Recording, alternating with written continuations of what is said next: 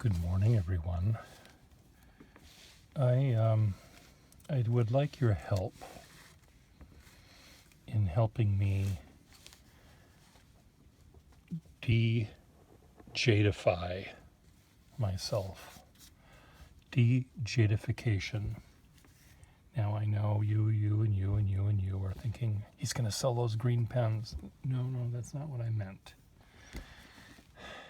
I meant that we collectors, or we humanoids, lose our sense of joy at things that used to bring us joy because they get old, or more likely they get boring, and we no longer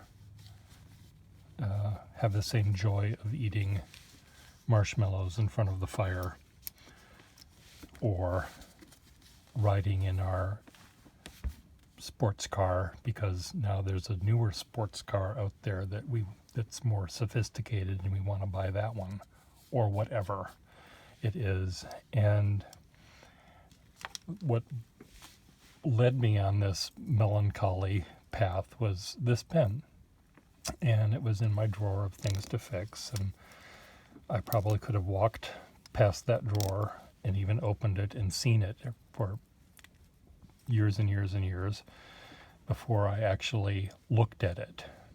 And yes, I can look at it and say, oh, it's a Schaefer brown blah blah that has plating wear on the clip and blah blah blah blah blah. But the brain cell that was first activated by seeing this color and this pattern back in 1970 something, or rather, whenever that was that I first ever I saw this pen. And I remember when I first ever saw this pen, it reminded me of, I think, some sort of rock, polished rock that was brown and sort of iridescent-y. I don't know what kind of rock that is. I'm not a geologist. And it reminded me, tiger's eye, is that it? And I thought, God, that is the coolest thing that I ever saw. Subsequent to that coolest thing I ever saw, I saw lots of other cool things. And way cooler, maybe, than even this. Bigger, brown striped pens by Schaefer.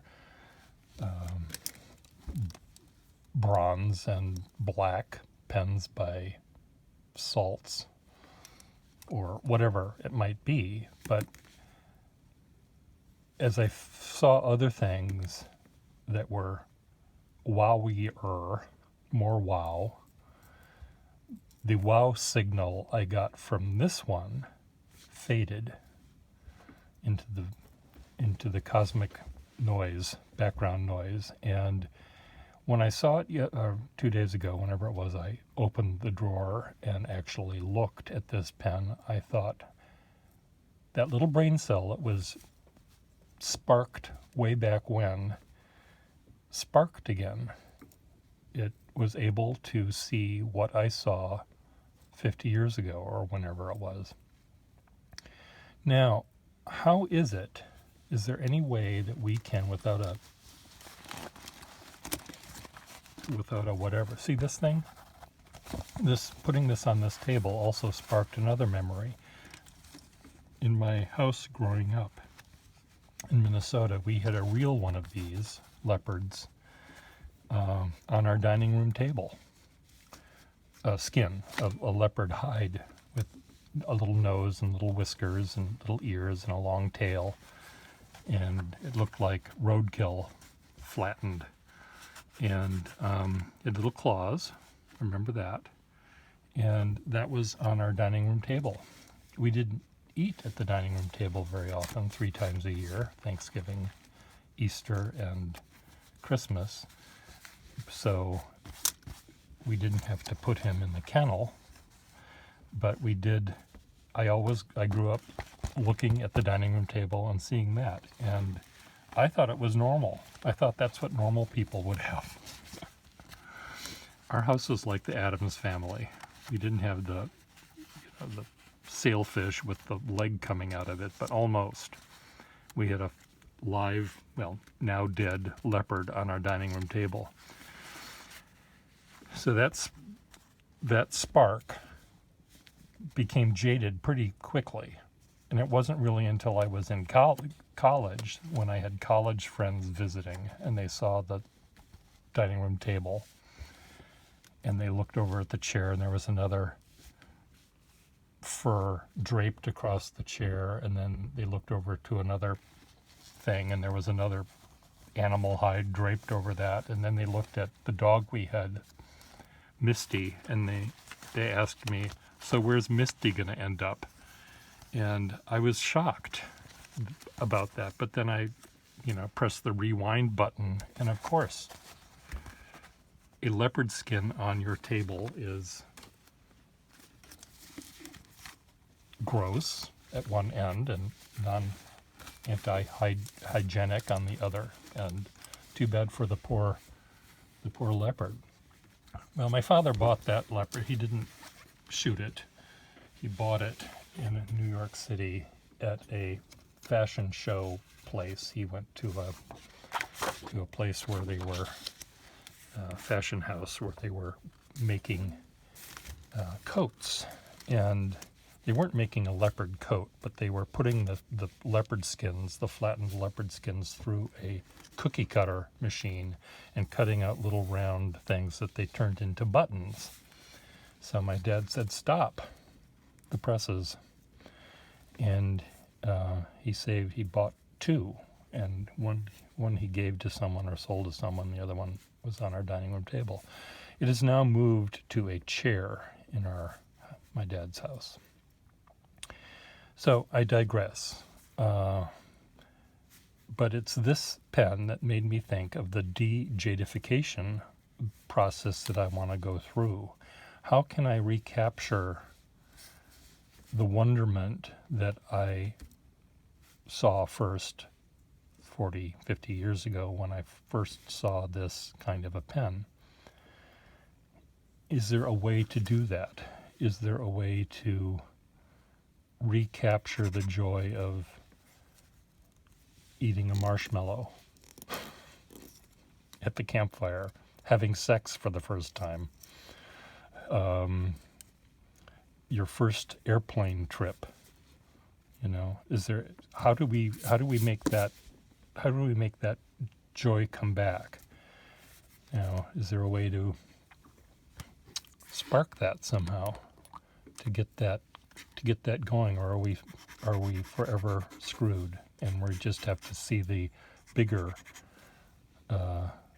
pen with a stripe like this to spark that? It's just, I don't know. Is there a way to do it or not? I think there must be some way. Some Zen master figured it out. How to forever lose your virginity.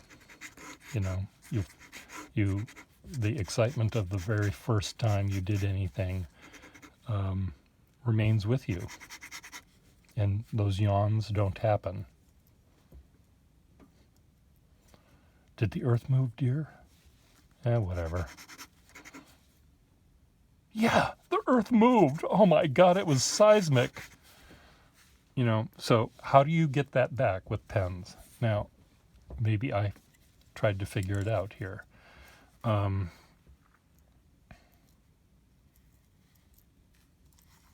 One way maybe is to put away all of your Schaefer striped pens in a drawer and put a little time lock on it, and don't look at it for 5 years. And maybe by then, when you open that drawer or undo the combination and you see them all smiling at you, you'll say, oh my God, they're so beautiful. But that's not fun. Sometimes I would get it by selling pens to people. I would be able to participate in their joy. And I don't do that very much anymore because of COVID and because of life and eBay and all these other things that get in the way of me supplying someone with something they've never, ever, ever seen before. YouTube. You've ruined it for us, YouTube. I remember going to a pen show, one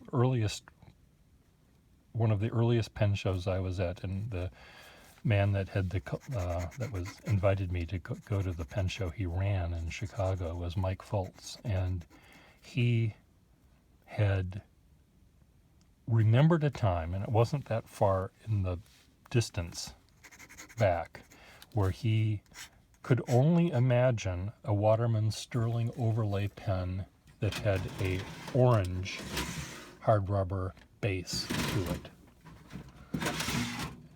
You know, a pen that looked like this, essentially, over a pen that looked like that. And I remember him saying that he and some other folks were discussing, did Waterman ever do that? And this is a very sophisticated collector at the time, probably one of the best dozen at the time. And somehow he had never seen one. And I do remember when I bought my company, I found my company that had all these parts. I did see one of these things in the stock that they had, a Waterman overlay. And I thought, oh my God, that is so beautiful. I've never, ever, ever seen one. And then I remember, well, I had a little Parker overlay, which I, for some reason, had forgotten about, and I don't know why. How did I forget that? But how is it that we can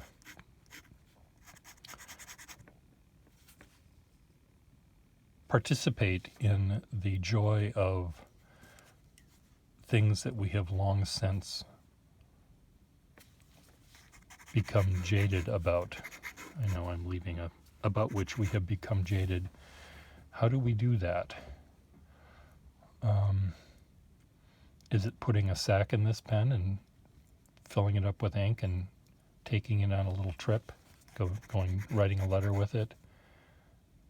Is it realizing that it is boring? Is that what I need to do?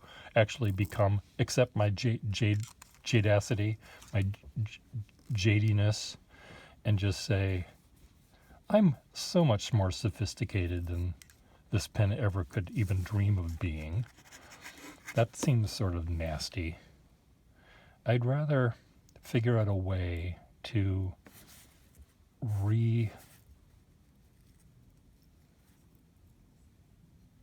re-spark, jumpstart my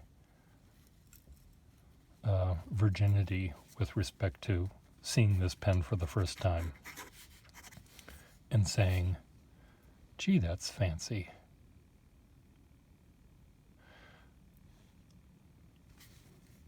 I know sometimes a pen like this is a pen I gave my dad, and he died a year and a half ago, and my brothers and I were going through his desk and stuff, and this pen was there. And I do remember, wrapping this up and giving it to him, putting a nice nib in it. But I had forgotten about the pen completely in the 30 years that he had had it. And it was really a delight to get it back. So that's a way to do it. Put your pens in the safety deposit box for 30 years and lose the key or something until you find the key, and that might help. Kwood. It's a Kwood pen, high test. think they were Kaywood or Maywood. Kaywood. Never ever. No. Kaywoody? What the hell does this even say? It's sparking joy. I'm getting a little spark.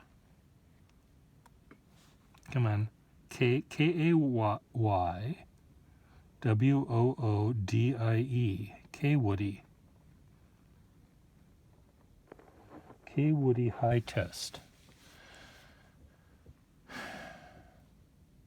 Do you have a Woody? Do you have a Kaywoody in your collection? Well, I have one.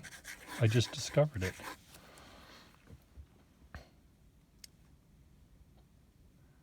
I think this little clip like anchoring is Saltz Brothers, and I think this is a Saltz Brothers pen,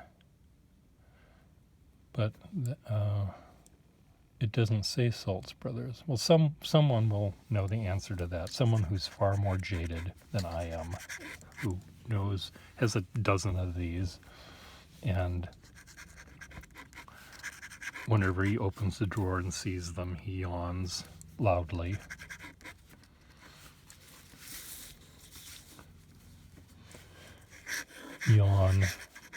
His yawn is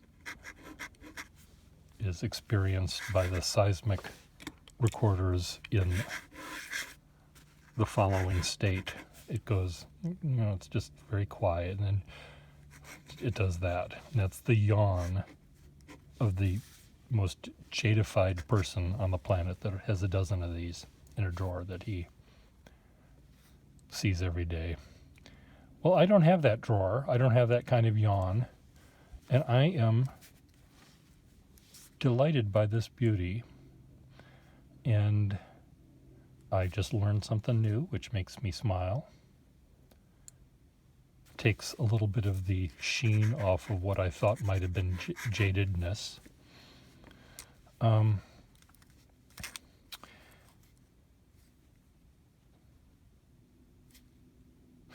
So, back to jade. How is there a way that any of you have found out how to hear things for the first time? Can you imagine what it would be like to have heard Beethoven's Fifth Symphony the first time? I don't remember when I did hear it the first time, but it seems like I've heard it a million times since. But I remember, I don't know, maybe I don't remember.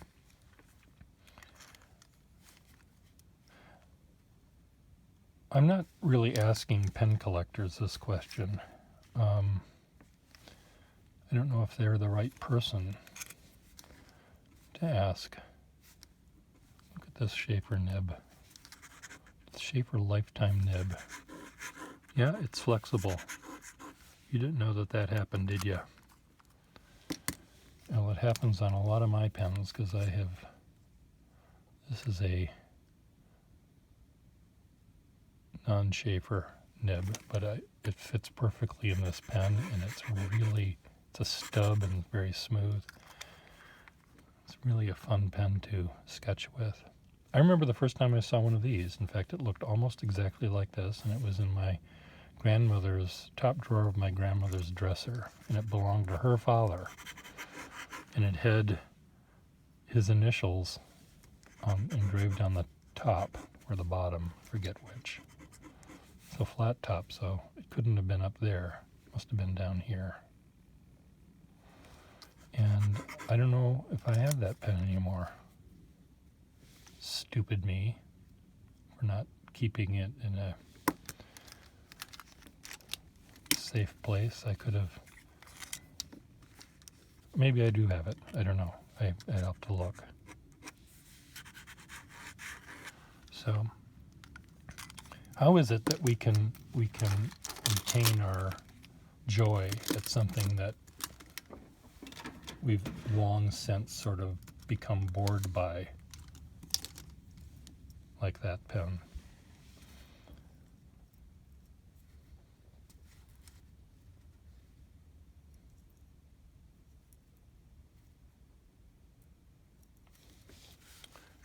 you have any answers, you can write them below.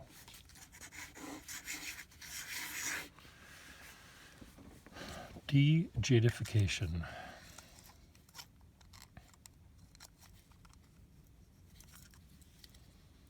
Maybe it's surgery. Maybe I need to have a number of my brain cells removed, like every other one can be removed. And then the new synapses that fire will, the same stimulus will have to take a different route. And that route will be a new one.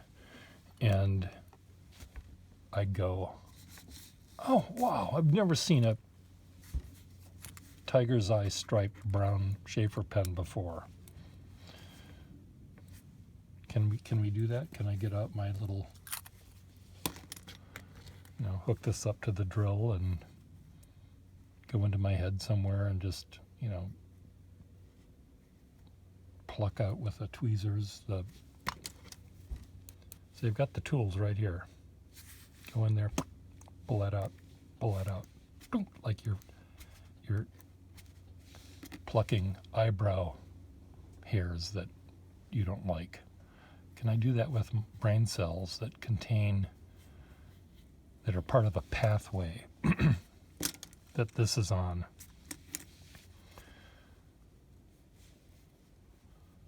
I know. I'll just get Alzheimer's disease. What have I been thinking? Jesus Christ. Sign me up. Bye.